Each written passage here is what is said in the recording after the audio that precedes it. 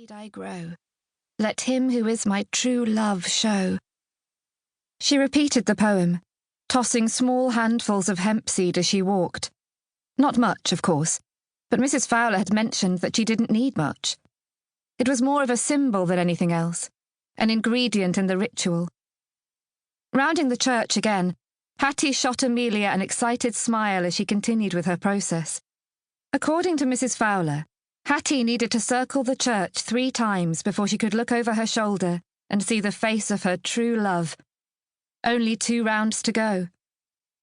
She hardly felt the cold evening air as she circled the church again, cautiously tossing seeds about the ground and reciting the poem over and over again.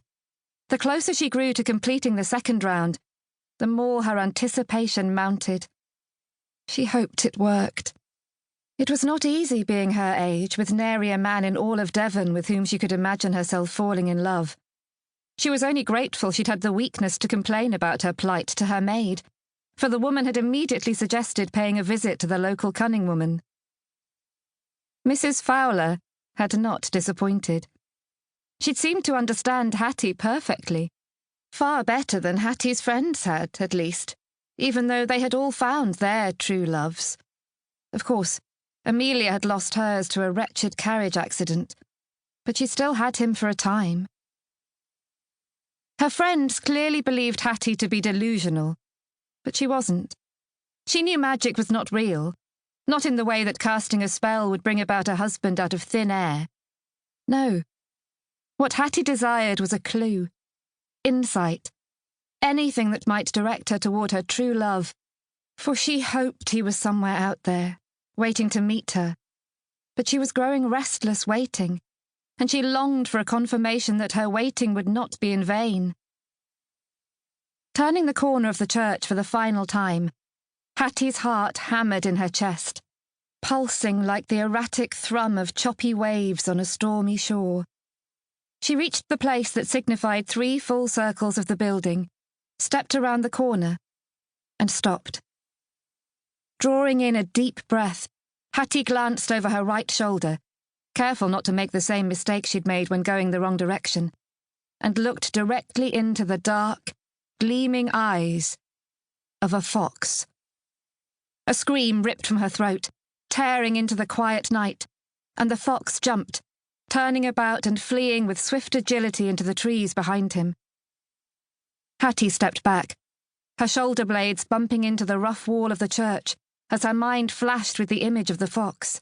Perched just yards from her on the edge of a small copse of trees, he had stood still, one paw raised fractionally, as though he'd been caught sneaking the final biscuit from the tea tray. But the most entrancing aspect had been his eyes, shining in the moonlight and fixed on her. It was a sign of something greater. She just knew it. She could feel it deep in her soul.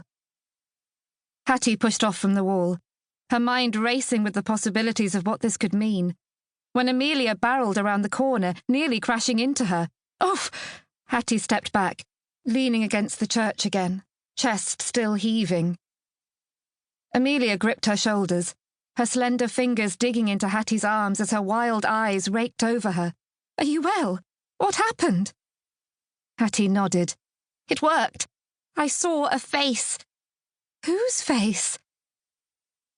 How would she explain this to someone possessed of such a logical mind? "Well, it wasn't human." Charles Fremont rushed around the corner of the church, and Amelia swiveled, grabbing his sleeve and putting up her other hand to stall him. "She is well, Charles. She isn't hurt." "Mr. Fremont?" Hattie said, panic lacing through her stomach. When had he arrived? This is not as it appears."